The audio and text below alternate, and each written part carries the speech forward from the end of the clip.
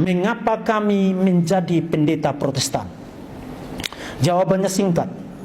Karena melalui pelayanan kami, iman para rasul, pengajaran para rasul, seluruh maksud Allah diteruskan dalam mata rantai suksesi pelayanan yang secara tidak terputus diteruskan sampai kepada jemaat dan diteruskan di sepanjang sejarah. Sebagai suksesor dari para rasul, jadi kalau saudara berdiri di atas mimbar, saudara adalah penerus dari para rasul.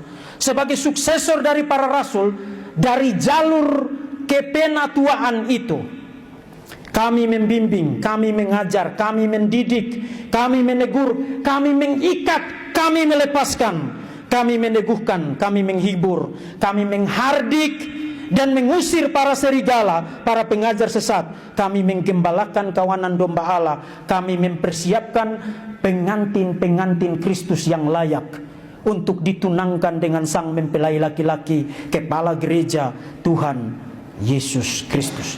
Itulah alasan kenapa kami menjadi pendeta. Romo, ini saya mau nanya di YouTube, pendeta DN Daging Adas itu mengklaim dirinya adalah juga memiliki terah secara resmi apostolik.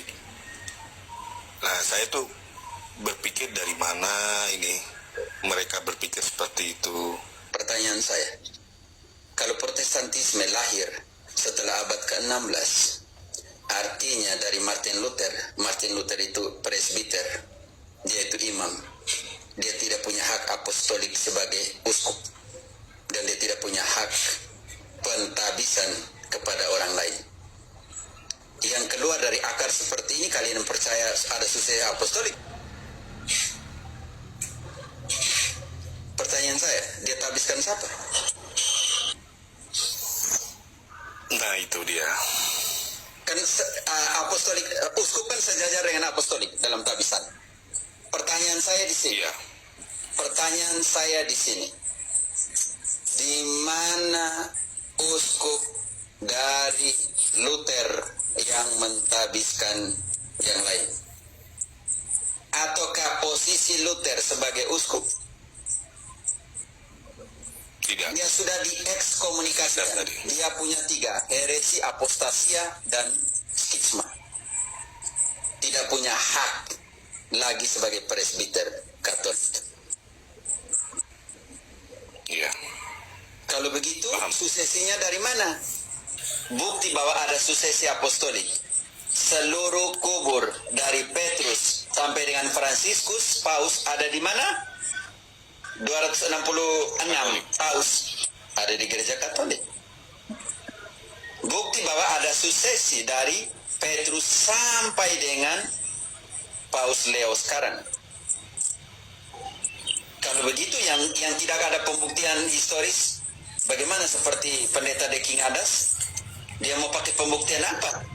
Bahwa mereka juga datang dari suksesi apostolik, John. Iya. Dan sebagian ada denom-denom yang mengklaim juga mereka memiliki jalur apostolik. Saya di Facebook juga berdebat dengan mereka. Makanya saya bingung mereka ngambil dasarnya dari mana kira-kira gitu, Romo. Oke, jalur apostolik itu melalui apa? Penumpangan tangan. Di situ ada persoalan besar dari Simon Mago yang mau beli jalur apostolik. Lihat, jalur apostolik itu diberikan melalui apa? Ini penting sekali. Oke, teman-teman. Oke. Bantu dulu. Kisah 8 ayat 18.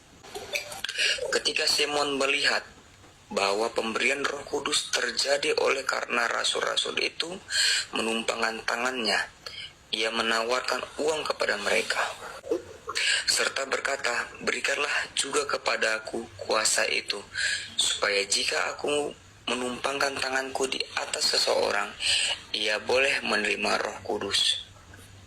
Lanjut, apa kata Petrus? Ayat ingat.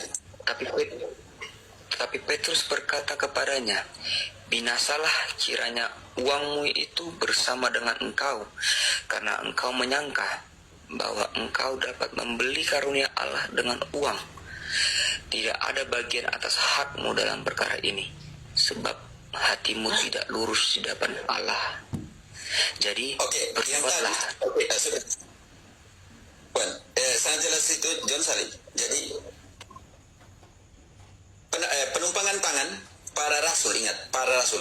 Kuasa itu diberikan melalui penumpangan tangan para rasul. Jadi makanya dikatakan apostolik. Artinya yang diutus. Diutus oleh siapa? Pertanyaan kita, engkau bisa mengerti? Tidak. Untuk diutus, maka yang harus dibuat adalah penumpangan tangan ofisial. Karena itu apa yang dikatakan oleh Petrus, engkau tidak mempunyai hak di dalam urusan ini. Bisa mengerti? Sekarang pertanyaan John Salim, kalau itu mereka ambilnya dari mana suksesinya? Ini Paulus bilang gini. Oke, tetapi apa yang kulakukan akan tetap kulakukan untuk mencegah mereka yang mencari kesempatan guna menyatakan bahwa mereka sama dengan kami dalam hal yang dapat dimegahkan. Tahan dulu. Karena itu aku akan tetap melawan, menentang kepada mereka. Aku akan tetap mengatakan kepada mereka yang ingin menyamakan diri dengan kami dalam segala hal, dalam banyak hal. Kenapa? Lanjut ayatnya. Mereka itu siapa? Sebab orang-orang itu adalah rasul-rasul palsu, pekerja-pekerja curang yang menyamar sebagai rasul-rasul Kristus. Rasul-rasul palsu, apostolik palsu, pekerja-pekerja curang. Dan apa tadi Filius? Yang tiga nama untuk mereka, Paulus bilang. Rasul palsu, pekerja curang, Rasul-rasul palsu yang menyamar Itu sebagai yang pertama. rasul-rasul Kristus.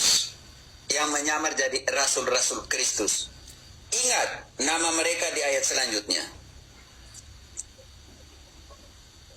Hal itu tidak usah mengherankan, sebab iblis pun menyamar sebagai malaikat terang. John, iblis pun menyamar dari malaikat terang.